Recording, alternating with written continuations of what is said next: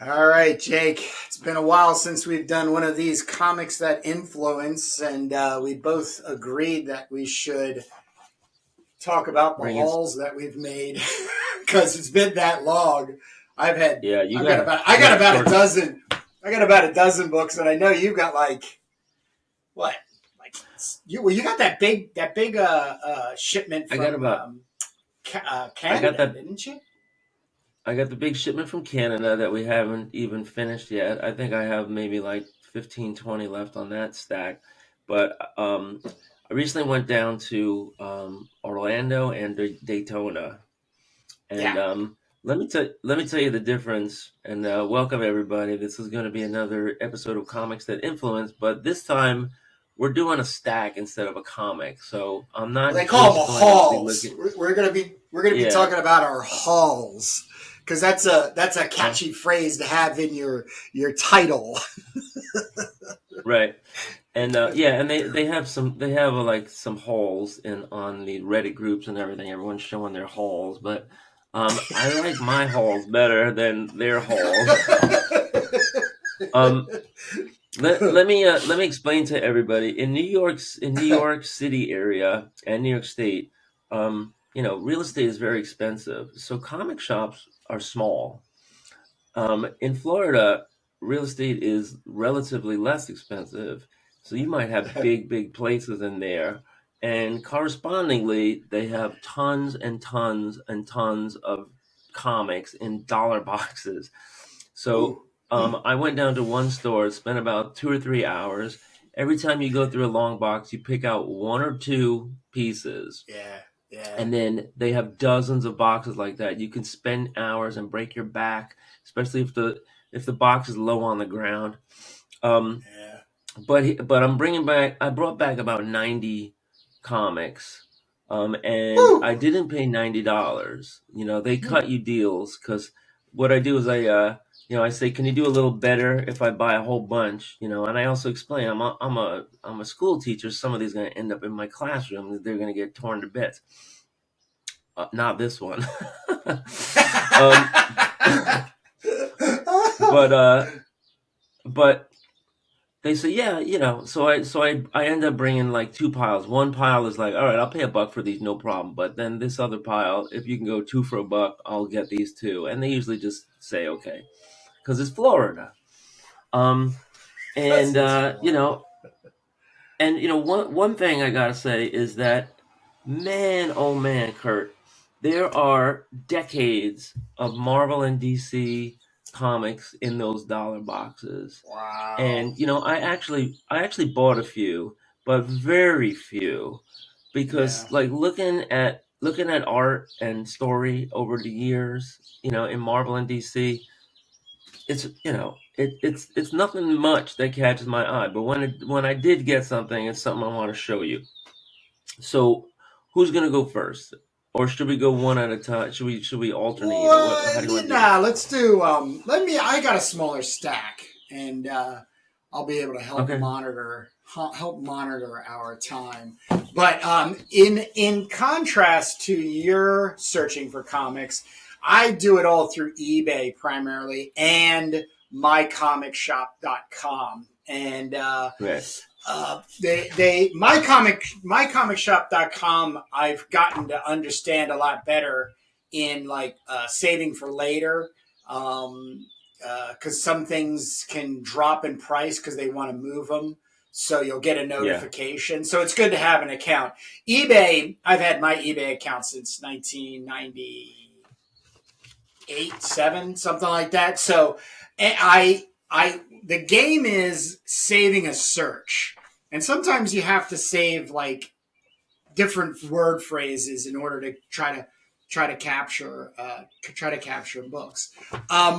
So I've been doing pretty good, and then of course you get the bundle thing where I always email them to ask them if they do combined shipping. Most do, Yeah. 9 out of 10 do.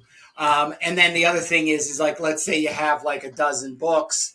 If you save them or like then or watch them, they add them to watch list. Sometimes what will happen is then that person will go through and give you a discount on all of those. So I was on the hunt for the seventh system, issue 6, which is the last issue. These were running about $6 to $10. I had gotten all the other ones in bundles for less than $2. This one I ended up getting for like $2 and some change, but I had to obviously get some other books because you want to save Yeah, you on had the a shipping shipping and bundle. everything. So Yeah. this is I'm actually tonight going to sit down and finally read this. This is by a artist by the name of Roel. This guy, there's just individuals out there. There's too many people out there to really get to know everybody in the way of comics, and digging and taking your chances and finding stuff is always like a hit and miss if there's just nobody, nobody's opening the comics and taking pictures of it. But Is Roel Roel an is, artist or a yes, he character? is. He is the artist. So he had this first Okay. one, which is really the setup for Seventh System, with his character, his horned character, and dragons, and this female. All pencil art too, by the way. So I'm absolutely in love. I will say that issue 6 that I flipped through, you could tell it was getting Roel, the artist, was getting a bit tired, maybe. So the detailing is leaving the pages, Yeah. but I'm still super excited to finally get to sit down and read all of this in Yeah, I got a bunch of one those seven smattering. systems. I think I got 3 or 4 of them. I got them for cheap from my Canadian Yeah, stores, but I had to buy like 50 comics to get free shipping. great Um, stuff. yeah, Really I great haven't gotten into stuff. it, but I like. I think I flipped through that one. Oh, you got the whole run. I So got all 6, and I even picked up real cheap. He worked with a sci-fi writer. Let me get his name, John R. Fultz, and he did a color digital version of his art, which is really sweet. I'd still like to see it in black and white, to be honest. Um, but just he this these are 94s, 99, huh, excuse me, 99s. These are 2003, 2007. Sorry. Okay. But in hunting him down, Facebook page I found, and have yet to contact him because I want to actually read the work. But he would be a great guy to get on our comics exchange, indie comic yeah. exchange, and Well, haven't talked to him. So yeah, just let's we got to read through it and see what the story's all absolutely. like. So since It looks yeah, great. Yeah, it looks like yeah, fantasy some for really, meta shit. yep, Yep. yeah. I mean, this holds everything is in my wheelhouse. The digital coloring too, I have to say, freaking thumbs up. I mean, he really understands value, so it's not about garish colors and against garish colors. It's about using colors and values. So I'm totally down with him. I am. Oh Runner. boy, I hope my wife never finds out that I've said this, but I'm gonna go after the full run of Warp. This I used to collect these, and I will, and so this comes out in 1983. I'm 13 years old. It's sword and sorcery meets like Doc Savage type of stuff. I never understood it as a kid. I just got it because it had just Who's these that interior crazy artist? cut. Is that it looks like Neil Adams. It's Bob Smith. No, I'm sorry. It is Frank Brunner. It is Frank Brunner. Frank Brunner Inking is inside. by Bob Smith. Yeah, he's the adaption Right. and pencils.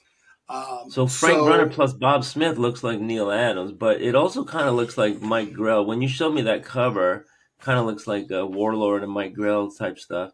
yes, People yes, should yeah. Which is note another that big.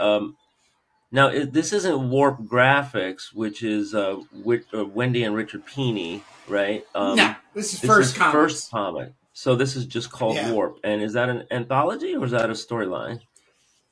this is a storyline, and it's adapted from a book, I believe. I usually get So anything with Frank Brunner. oh hell yeah, hell yeah! But I have obviously matured some wise in my life, so I believe I'm going to be able to really, really get into the story a lot more. And I'm just by flipping through it, I already know that I'm going to have to get the whole run. So, I could hear the birds really save like me. it. Yeah, yeah. Can you hear the birds? Because I got my window open because it's 74 just degrees and I just a little bit, yeah. yeah. Steel Mosquito about So from Alpha Comics. this was a chance. This is like I couldn't find anything. This was the only copy for sale on the internet that I could find. And I was just Right? like, you know what? It's like, I don't know, maybe it was like $2 or something. And I'm like, I gotta find out what's inside it. And let me tell you, it's good. It's Yeah. good. It's got an American manga kind of meets Image Looks Comics. looks like AC inside. Yeah, a little bit, but this is a 93. It's Right. just Well, so give us the it's name of the penciler, and let's move on yeah. because we Are can't we spend doing too that? much per comic. Greg Well, we can't. Lane. Greg Greg Lane. No, Lane. never. Yeah. Inks by Chuck Bordell. Huh. So this is a Okay. one and done. So Huh. I'm really excited to look at that. It's some good stuff Mm. there. But Yeah. this Well. is a part. Remember when I did a review of it was a Rob Liefeld comic. I think it was gosh, one of those female characters. But I was talking about would Rob Liefeld or his aesthetic, the way he draws, would that come back in some point where people really, really, really do revere it? So this is going to be fun. But I also, for that same point, I picked up. This is number 9 of the Conan. This is the What? Image does 96. Conan? It yeah, there's an Really? eight number 8 and 9. Number 8 and 9. It's not Image does them. It's just somebody's aping the Image style. Yeah. And cartoonist kayfabe, god damn, like months ago, reviewed this for the same kind of reason. They were the ones that got me thinking about this Image Rob Liefeld aesthetic and just how bad it is, but just how much potential still lies underneath the surface. So I gotta once again, issue 8 is like $12 right now. So it's in my eBay search, and I'm trying to get the two of them because I wanna do something with this because I'm a huge Conan fan. There was another one done in Savage Sword of Conan. I don't know if it was the same guy, but they took That is not. what's that? That's not your typical Conan art. No, but it's a very I just find there to be a really interesting aesthetic in there. So it's something that I'll be yammering about. Okay, so had to pick Whisper number 1 back up, and the reason Yeah. is I often talk about I never got into mainstream comic books. Definitely not as deep as you had, and still have. I was into ninja and the martial arts before comics. I was at the Y taking karate, and I was watching Black Belt Theater on Saturday afternoons, and I was obsessed with a Ninja magazine. That was my thing. So when a bunch of friends of mine said there was this place called a comic book store, on the other side of town, we rode our bikes out there. There was a rack of indie books, and I don't know. Yeah, this book because this is 1983, so it would have been that year that I started getting into comics. But I just started buying ninja comics, anything with ninjas and samurais in it. Now this was a real find because it's full color, but most of them were black and white. And then so with my Conan, my Savage Sword of Conan magazine, which I used to get at the newsstand down the street from me, um, that was my introduction and how I went about collecting comics. So never did the mainstream. Was always an indie guy, but for no reason other than I really really love ninjas, and there was always a feeling I could copy their work.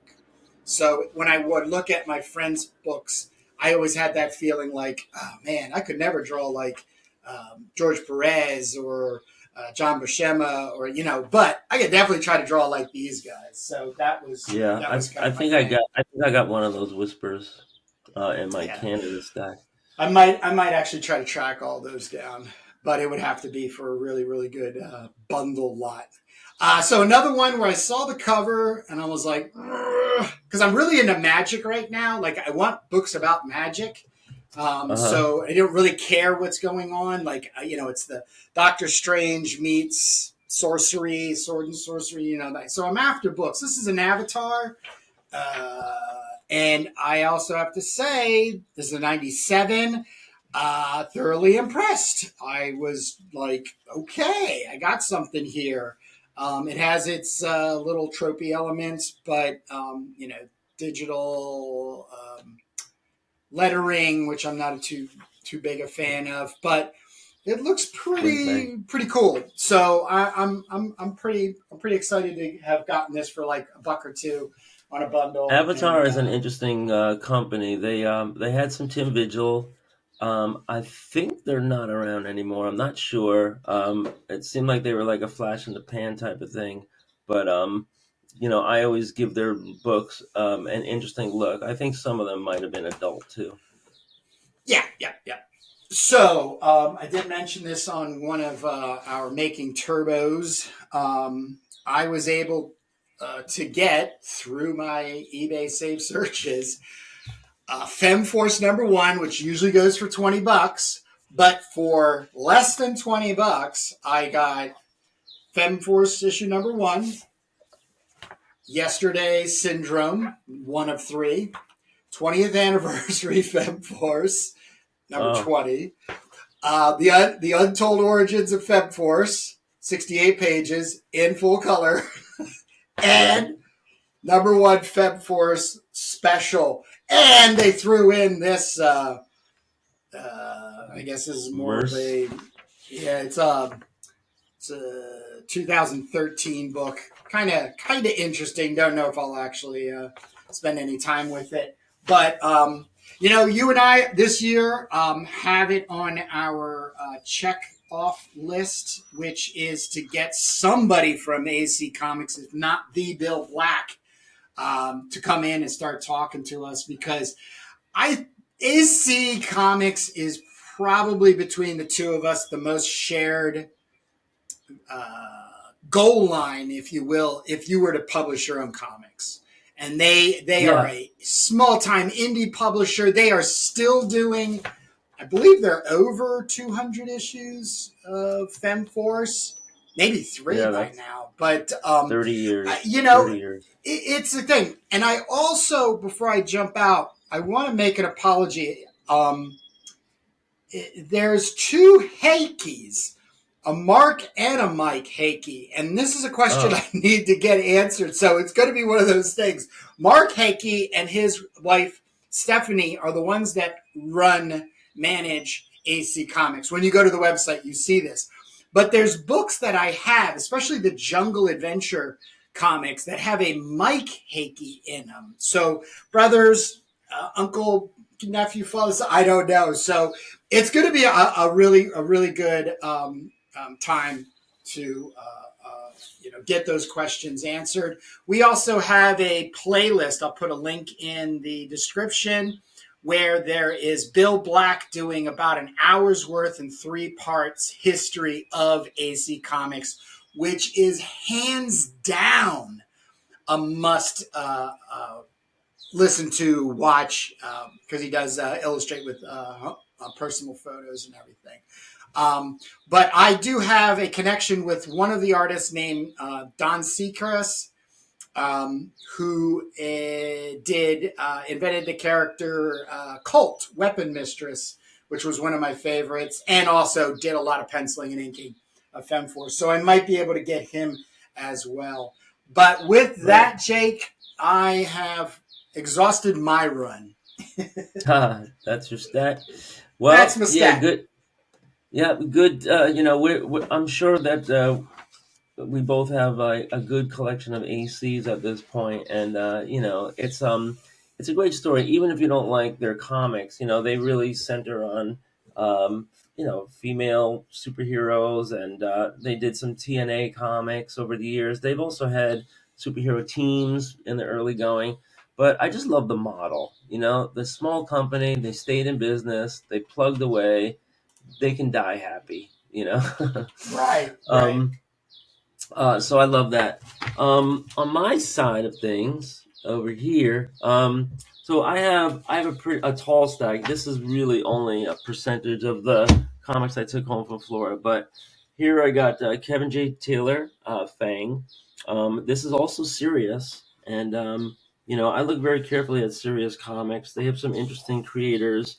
Um, full color inside, kind of like demonic, but also Kevin J. Taylor is known for his very sultry, sumptuous, voluptuous women. So before you move Where, off of him, um, yeah, I met Kevin J. Taylor at the beginning of my comic book career.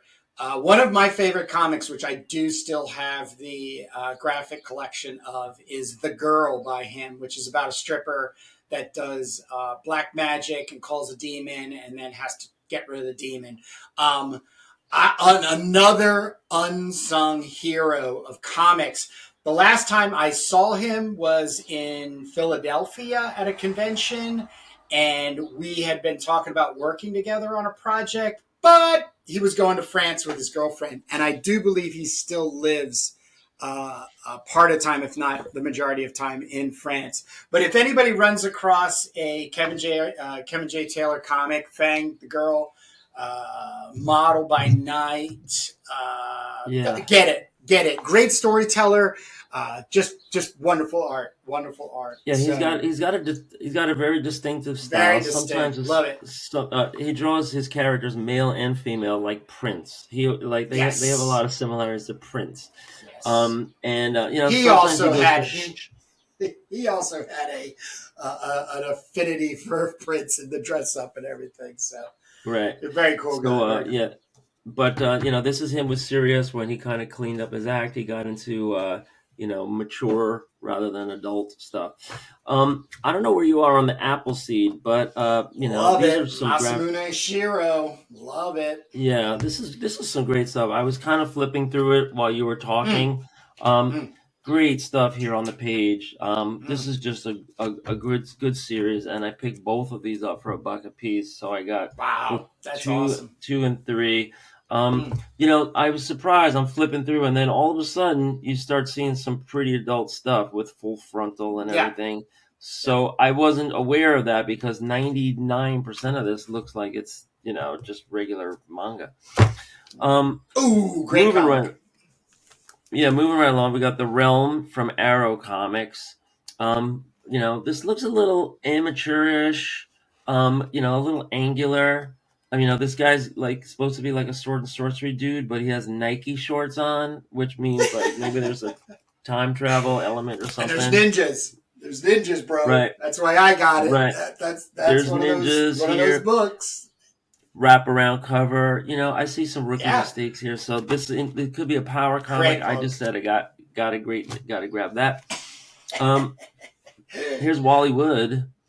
This is an Yeah, EC wow. comic. Is that a reprint? Piracy. I don't know. It looks like the ad It is has to be. modern. Yeah, it's a Yeah. reprint. So I guess this came out a long while ago, and then they're putting it out again. Piracy by EC. So if this is Wallywood Insides, then this is well worth $1. Adventurers. I'm completing my collection of these. This is number 5. I have a bunch of them. Um, you know, uh, this is I want to say I wanted to say it's not Aircell, but this is one of the indies, and they have these great gray tones inside. This is by Adventure Publications, right?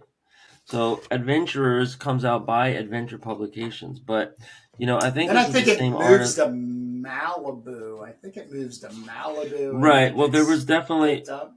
there's there was definitely some connection there. Cover by Peter Hsu. art by Kent Burles and written by Scott Benke. This art really reminds me of what was her name, Bad Axe, Yeah, but that's the same guy. It's the same guy. right. Yeah, So Ken Burrow. Yeah, yeah, so yeah. really good stuff. Wow. Paul O'Connor. We did an interview with for Bad Axe, and he gave a lot of insight to writing for Malibu Comics when Adventure Comics was picked up by them. I think he does some issues of Adventure, um, Right. and Well, not only and then his Bad. you said you were gonna get us Kent Burles, and you still haven't gotten it. Well, So this he has yet to reply to any of my communiques. So right, he might be an individual that just doesn't want to do an hello, interview, and totally respectful. right. Well, we'll keep trying. Um, Yep. this looks like the Anticipator from Fantasy Comics, and this looks like it's old, 1996. Um, very weird.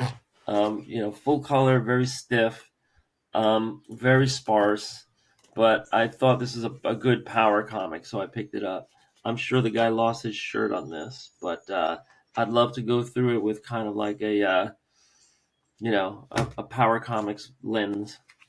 Right. Hey Um, Jake, drop your books down like about an inch or so. Perfect, perfect. Thank you. yeah, Oh, I'm fighting, fighting. another great series. Yeah, so Earth Lore, I picked up number one and two, so I think this is maybe like an extension. Eternity Comics, and so this is the Reign of the Dragon Lord. Definitely got some sword and sorcery stuff, and wow, look at this. I'm channeling Yeah, yeah, Barry Windsor Smith here in a yeah. big way. So James Cawthorn. Yep. this might be worth its own little episode. Oh yes. The Epsilon Wave. Now, I'm pretty sure I have one of these from before, and I just hope I didn't buy the exact same one twice. But Send them to me. right, I know I got plenty of doubles for you. And another thing that we're gonna do one day is we're gonna have a sale, and we'll go on and do a live sale, and we'll go on Facebook Live and raise some money. Okay. Um, so yeah, I want to get into this at some point. This kind of reminds me of Fantastic Planet. I'm not sure if this is color insides or not. Looks kind of amateurish to tell you the truth. Looking forward to getting through those. And then Oh. here's a run of the early Metal Men, which I Wow. really highly recommend. Um, this is when Walt Simonson. I think this is when Walt Simonson comes in. He took over like in the late going, but Metalman's been around since the '60s, and I learned so much about metals, and there is so much like science that really seeps in from these early stories because the metal men are like mercury, gold, lead, iron. Everyone has their own personality, and then there's Tina, who's otherwise known as platinum, and they all have their powers depending on the properties of the metal. So I ended up learning a Wow. lot. Yeah. This is, I think, a very early Ross Andrew art, and Ross Andrew, he graduated from DC Comics to take over the Amazing Spider-Man, and I think he did like a multi-year run, like maybe even like a 6 or 10 year run, something crazy like that. Ross Andrew was the guy doing the insides on Spider-Man's one of his most classic runs. So yeah, so I always try to pick up the Metal Men. Here's some Jack Kirby I didn't have before on the Challengers of the Unknown, and this says it's a collection of Kirby classics. So that sounds like there's some reprints in here. It's a thick book, and this is when it's okay to get some Marvel and DC. This is all Jack Kirby all the time, and yeah, is it all Jack Kirby? Yeah, it looks like he's Jack Kirby's with other inkers. Um, so this is something to really check out. Here's some more Metal Men. This is Ross Andrew, number 27. This was a 12-cent comic, and I think I had all these. But look at this cover. This guy's chopping off all of their heads, Have lunch, right? That's great. Um, moving right along, we got here um, Cadillacs and Dinosaurs. This is Mark Schultz. He is probably one of the best interior artists ever in comics. I Um, agree. if I agree. because the guy's trying to do Frazetta all the time, but he really pulls it off. I mean, right now these colors that you're looking at are actually like vandalism I agree. Yep. Yep. because this guy just has so much Vandalism. fine detail of his lights and dark, his brush work, his line work, his inking. They have this great way of fading backgrounds out artistically, which I have to really pick up on a lot more. But this was like, if anybody was just trying to be Frazetta, because Frazetta used to do interiors like this, and unfortunately, there's not too much action here, but it almost doesn't matter. Like, look at the faces and the angles, the delicacy of the hair, and then he does this sweeping establishing shot. So, Cadillacs and Dinosaurs is always something to pick up. I'm not sure if this is the first run. This is 1991, but I think they did a couple of different volumes. I picked up some Antarctica in my travels. And Warrior Nun Ariella, um, I think the title is more promising than the actual Is that comic. Ben Dunn? The guy inside, it's yeah, Bishop Ben Dunn.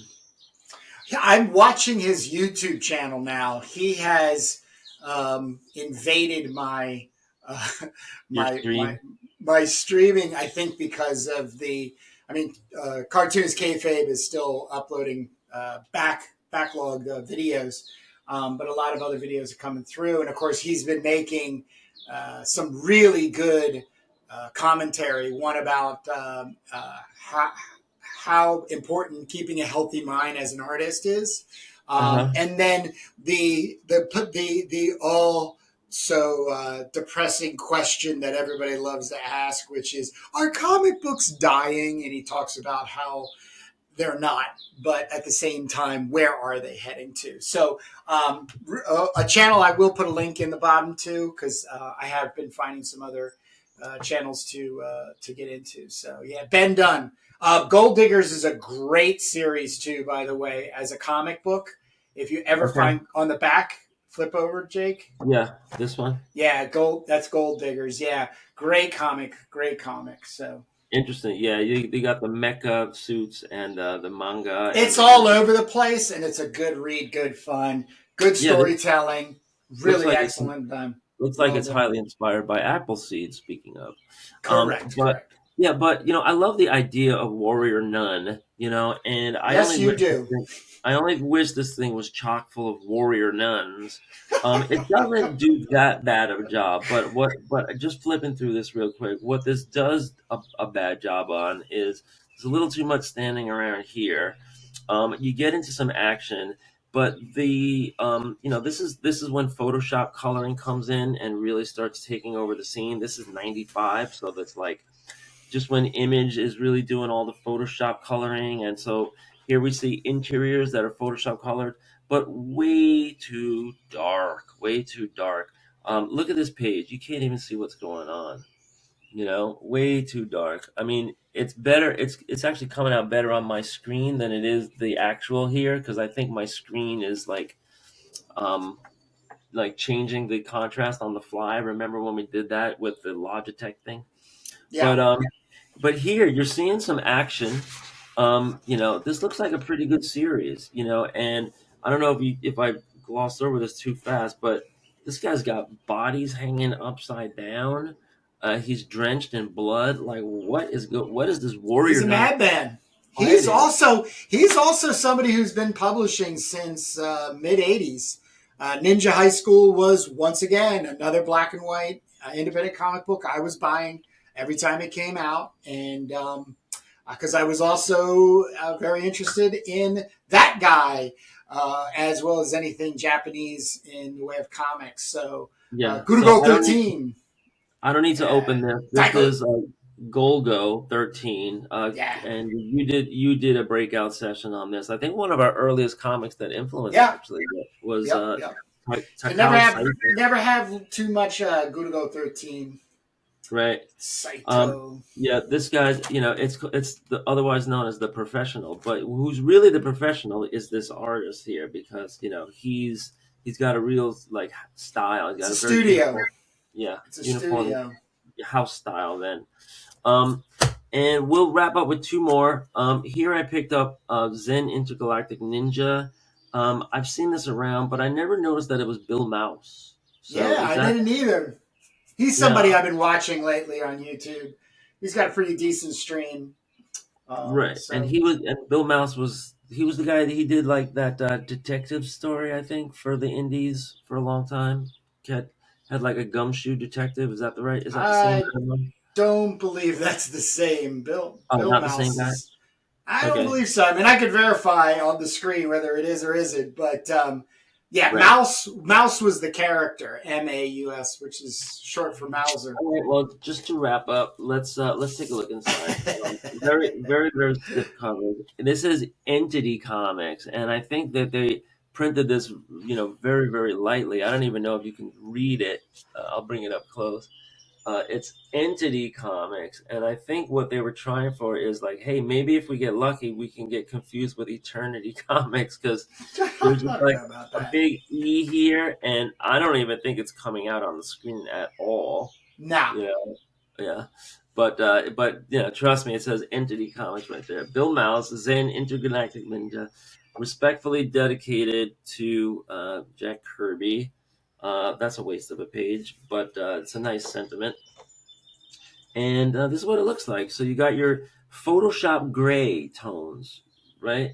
Yep. This is what we're doing. That's an interesting thing, right? Yes. Um, Yes, I agree. it's not that artful, because he's got these like highlights inside of every like bulging muscle, and he's going to that, and he's got a highlight inside of every limb, right? And he's going to that. What you really want to do is the edge lighting, which is like a little bit, I think, a little bit more advanced. But this is this is interesting. It ends up being very gray. The page ends up being a lot of gray, and you might argue that it's just too mushy. Too much gray mush. I like how he draws the faces here. This is looking at Image Comics, for faces, but he's got his own style, his own story here, and this is number one. So I have a collectible. As we're finishing up, I got to tell you about Florida comic shops. I went to this one in Orlando, and super nice guy. He's got lots of comics. I didn't even look at maybe like a fifth of the boxes that were there before I ran out of time. Like here, this is a great example of way too dark. The whole thing is way dark. Um, but you're flipping through these comics, and I pull out the very first box, and it's like, okay, issue number one of Wildcats, Jim Lee. Issue number two, issue number three, issue number four. It's the full run. Then issue number one of Youngblood. Issue, two, three, four. Every Image comic was there. Period. For $1.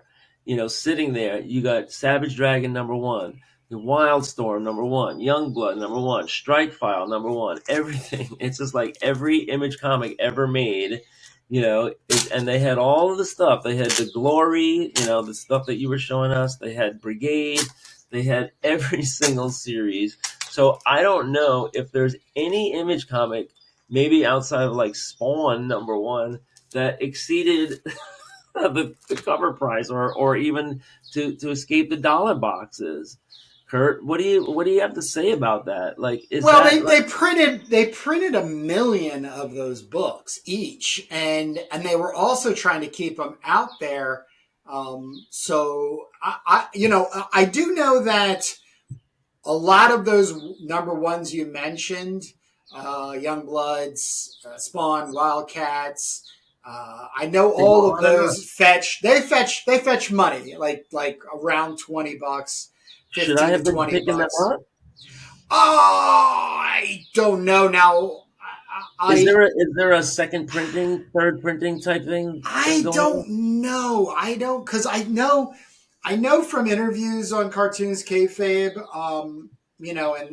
and Jim having a depth and wealth of historical information, they were running, a million copies. So Right. They just comic books were never that big in that sense. Now the speculative market was, on the rise, and everybody was trying to buy a number one or 10 number ones of Wildcats and Spawn in order to cash out 10 years later and then go to college or buy a yacht. But, it wouldn't surprise me if there were second runs or overruns, because you do remember that warehouse in New Jersey that had all of those, Death of Superman #1 and all these comics that we thought were just, print, done, sold, yeah, and then X-Men number one. yep, Yep. yep, they were all there. So, I just think they kept printing them and sticking them into the market, But then you see however they X4. would. I saw X Force also number one, and Yeah, that was $1, and that's yeah, Marvel, and yeah, because that was the same thing. I mean, I have X Men number one. I might have multiple copies of it. Not yeah. the 1963 one. I have the the Jay Lee one. I mean Jim Lee one. Um, and it just I think they just overprinted in the very beginning, and that they're just now it's 20, 30 years later, they're just still hanging around in dollar boxes. I think Yeah, yeah. maybe that's the answer. But if anybody's listening to this and can explain, because that's decades and decades. I mean, you go through, Sam Keith and the Max, and you go through like Creech and all of those other Image titles that just kept on going and going and going, and they're all in the dollar box. So, that is a commentary. It's like they printed a lot of them, but nobody even cared, not even for number one. No, Um, they did. I think what you're seeing are what's in the dollar boxes now are most definitely guys like us that grew out of comics and sold out their collection for pennies on the dollar. And so those get reassimilated into comic book society through the comic book stores But they didn't by even. No, they didn't. They didn't even look like they were handled. There was multiple copies. No, They I, looked I like. agree. I'm not disagreeing that they didn't. I doubt they sold millions of each of those issues, but I'm guaranteeing that millions of copies were made, but they were being placed out in distribution to be readily accessible. So, once again, you have that theory. If anybody's first comic would be an Image comic, that would make Image Comics, Right. So and you're those saying that boys. these are copies that retailers got stuck with right since the Yeah, beginning. yeah, Right. Yes, we yeah. agree. Yes, Yeah. definitely. Yeah. Then a hundred plus copies they were buying because people were coming in and buying 10 copies of number ones, five And they copies of number twos, the bagging gotcha. and boarding them and putting them in a long box and then shoving them in the basement saying, okay, 10 years from now, I'll get them out. I'll go down to the comic book store. I'll cash them in at, $10 plus each book. And I've got 10 copies of it. So, blah, blah, blah. This long box will be worth at least $2,000, $3,000. That's Right. what everybody was thinking in a speculative market. And then that completely Didn't crashed it? because it was saturated. Yep, yep, Right. yep, But saturated. now they know. Now they know. They learned the lesson. So now they do artificial rarity, right, with all the variants, right? Oh, this one's only 1 out of 20. This was only 1 out of 30. Yeah, but see, at the same point, if you really listen to people on how they print their comics, and especially um, through Kickstarters, or Indiegogos, I think there's overrunning, and then I think there's something with gang printing. So in other Yeah. words, you might gang print 300 once you satiated your Your orders. Kickstarter, right? Your Yeah. Kickstarter of fans, and then you've distributed and sold out. But then you would just gang. Somebody calls you and says, hey, I got 300 on a gang print. You want to jump in? Yeah, sure, man. Like for $500, get another, or maybe even less, Right. $250 for 300 copies. Yeah, sure, I'll take another 300 copies. And then they end up in the basement, and you know what I mean? Like, Interesting. how do you track exactly what is out there? Right. The Well, thing, the thing we have to be reminded of historically is the value of golden age, silver age comics is based on moms throwing out comics. But in the golden age, when in '54 and it's comic books are deprived, making kids juvenile delinquents. They burn books, but towns were holding public burnings of comic books. So right. between your mom throwing them away when you leave for college, or just throwing them away as she's cleaning your room because you're Yeah, but a those are only lazy the sold bastard. copies.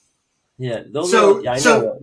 You put your dirty underwear on top of it. That's it her would fault. be it would be a very interesting theory if, let's say, and I'm not wishing this, but if comic book stores all go out of business, distribution of books are then completely online, or then going to comic book conventions, if those are still going, let's say. But you would need something to, like a catastrophe, in order to purge the market of said books. So it then becomes harder and harder to find an Yeah, issue but number you one, a also. Youngblood. Yeah, but if you're talking about action number one, you can imagine in your mind all these moms throwing out, a copy that was lying around in the room. But you also have to remember a lot of those were newsstand returns. They Correct. would rip off the Correct. cover and throw in the Yes. freaking Yes. garbage. Excuse So, my because French. it was a disposable form of entertainment, it was never, as we're trying to perform with our work, art. Something of a preservation, something of a speculative value down the road. And there's no way of being able to say whether your book or their book or his book or her book, or that's the book that's going to be worth X amount of money, down the road, unless there's something of a special value to it, or it's slabbed, it's put in the CGC, Right. and that's If the kind of only. world we live in, as an industry, in a marketplace. Yeah, yeah, yeah. I mean, the here's some old comic. Now, this is a valuable comic if it's in good shape. I bought this thing because it's all ratted out. 12-cent JLA from 1967. It says right here, story by Gardner Fox. Um, Nice. and here's art by Mike Sikowski and Sid Green, who Oh had wow, yeah, names that I excellent. don't know, but you can see the Carmine Infantino house style influence here, right? This looks like early Yeah, Gil Kane, early Carmine. They all kind of like look the same back then, right? Um, and I love buying these. I bring these into the classroom and I let the yeah, kids go at it. This is history, yeah. but every once in a while you see that one kid that just reads everything, and this has Aquaman, Wonder Woman, Batman, Flash. It's everybody all at once. Martian Manhunter, and then Snapper Carr. I don't even know who that is. But yeah, I was looking through this. I also had this Mike Allred comic, and he's doing a lot of work for Marvel now. But or maybe like after he did all of his Mad Men stuff here for Dark Horse.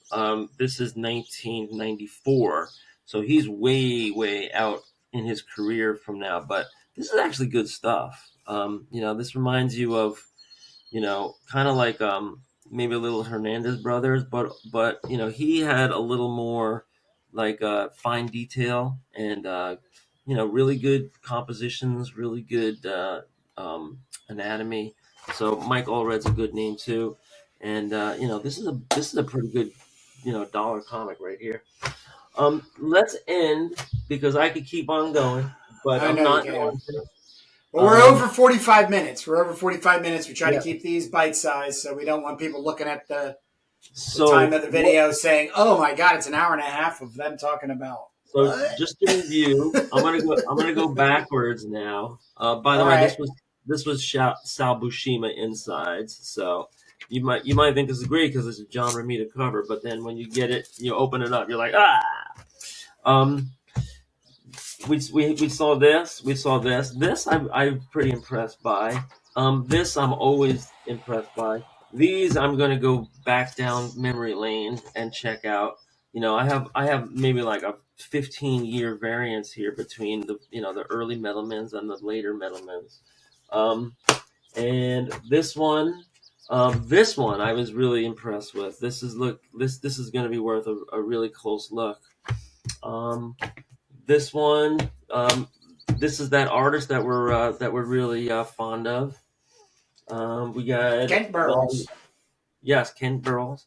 We had Wally Wood, The Realm, a couple of Apple Seeds, and Kevin J. Taylor. So that's it in a nutshell. And folks, check out our comics that influence. Usually we will do a flip through of a single comic or maybe a short stack of related comics.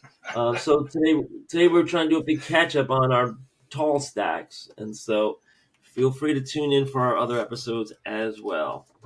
I think I did the Earth lore. We did a couple of these artists, couple of these publishers. We've been doing again and again.